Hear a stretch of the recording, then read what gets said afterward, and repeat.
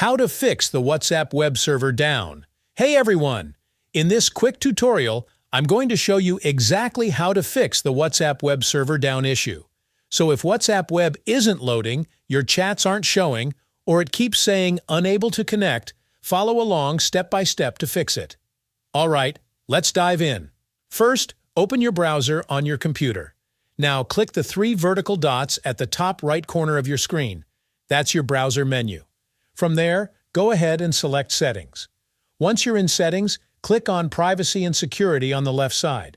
Then, choose Third-Party Cookies, and after that, click See All Site Data and Permissions.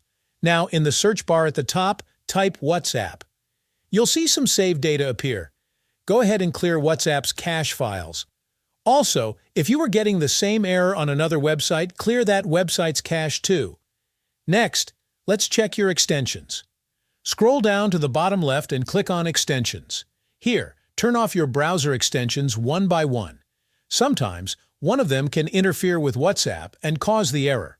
Once you've done that, try reloading WhatsApp to see if the server down is gone. If it's still there, don't worry. Just try opening WhatsApp web in a different browser. In most cases, that completely solves the issue, and that's it.